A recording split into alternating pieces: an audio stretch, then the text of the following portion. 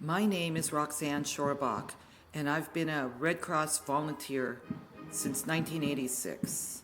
I got involved with Red Cross First Aid Stations and the world-famous Rose Parade in 2009.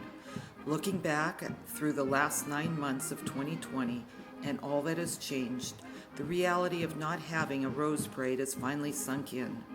The Rose Parade has been an annual event since 1891, but for 2021, the parade has been canceled due to the coronavirus. I am missing my first aid friends.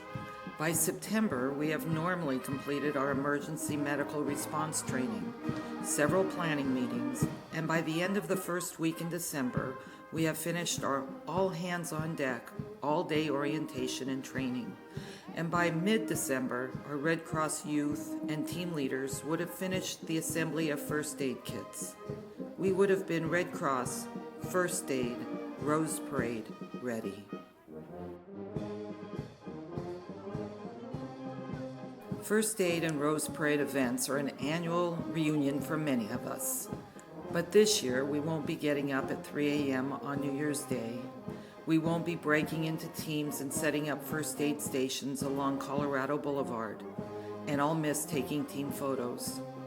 And we won't have our standard 6 a.m. radio check with Pat, then wonder what the first incident of the day will be. The Red Cross first started setting up first aid stations for the Tournament of Roses in 1984, and in those days, things looked very different. Red Cross volunteers often wore different uniforms, usually the uniform of their local chapter, often making it difficult to identify a first aid volunteer. Today, our uniforms are standardized with patches to identify team members, making it easier to flag them down in time of need. In the early days, if an ambulance was needed, someone had to find a payphone and make an emergency call.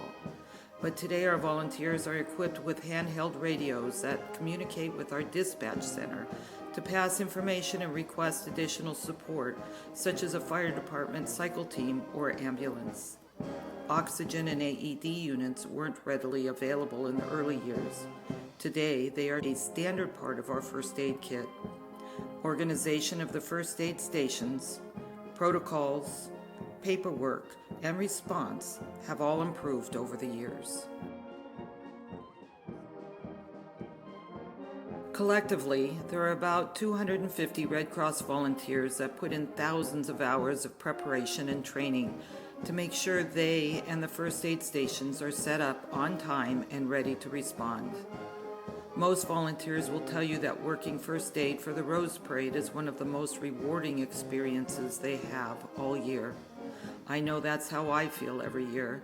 Being part of the first aid function and the enormity of the event itself is a big deal to all of us.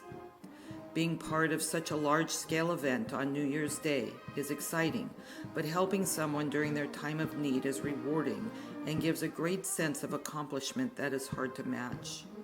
In addition to the parade on New Year's Day, we also provide first aid support for pre-parade events such as BandFest, float decorating facilities, and post-parade float viewing at Victory Park, where the parade finishes its 5.5-mile journey.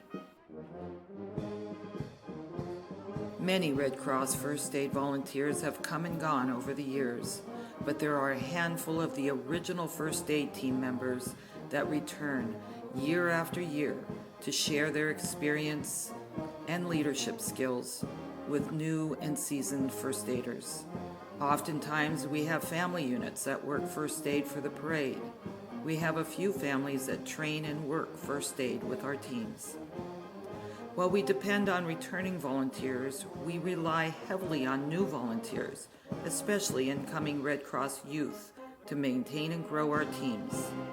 In recent years, there's been an emphasis on recruiting Red Cross youth on our first aid teams.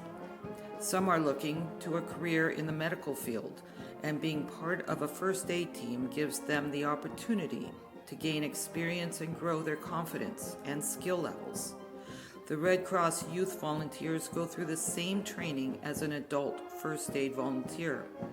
These young men and women are mentored by experienced adults who are trained in emergency first aid. They are essential in the assembly of first aid kits for the Rose Parade and related events.